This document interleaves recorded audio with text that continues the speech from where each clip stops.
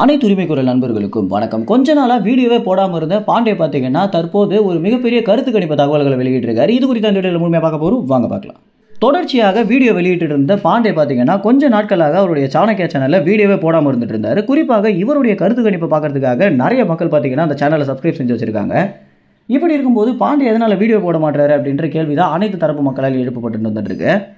ஏன்னா தமிழ்நாட்டில் இருக்கக்கூடிய அரசியல் விமர்சகர்கள்லேயே பாண்டே மட்டும்தான் பார்த்தீங்கன்னா டிவியை முன்னாடி வச்சு எந்தெந்த பகுதிகளில் எந்த அளவுக்கு நாம் தமிழ் கட்சி வளர்ந்துருக்காங்க, பிற அரசியல் கட்சிகள் எந்தெந்த இடங்கள்ல இருக்காங்க அப்படின்றத விலாவாரியாக சொல்றதுனால அரசியல் புரிதலே இல்லாதவங்க கூட பார்த்தீங்கன்னா அவருடைய வீடியோக்களை பார்த்தா அதிக அளவில் புரிதல் இருக்கு அப்படின்ற காரணத்தினாலேயே பாண்டேவுடைய வீடியோவுக்கு மிக பெரிய அளவில் வரவேற்பு இருந்துட்டு இருக்கு.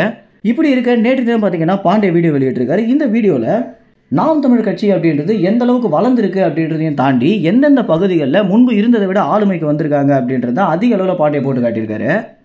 அது மட்டும் இல்லாமல் இவருக்கு கீழே இருக்கக்கூடிய மாணவர்கள் கூட்டம் பார்த்தீங்கன்னா தமிழ்நாடு முழுக்க ஏகப்பட்ட கருத்து கணிப்பை நடத்திட்டு வந்துட்டு இருக்காங்க. இந்த கருத்து கணிப்பு அப்படின்றது 26 தேர்தலுக்காக அப்படின்னு சொல்கிறாங்க.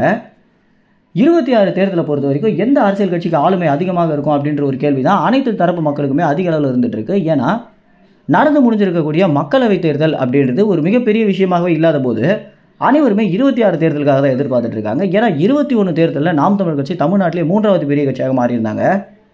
இந்த மாதிரி 26 தேர்தலில் நாம் தமிழ் கட்சி எதிர்கட்சியாக கூட அமர்றதுக்கு வாய்ப்பு இருக்குது அப்படின்னு ஏகப்பட்ட கருத்து கணிப்பு தகவல்களும் வெளியாகிட்டு இருக்கு. இந்த ஒரு விஷயம் குறித்து தான் பாண்டே அவருடைய வீடியோவில் முழுக்க பேசியிருக்காரு.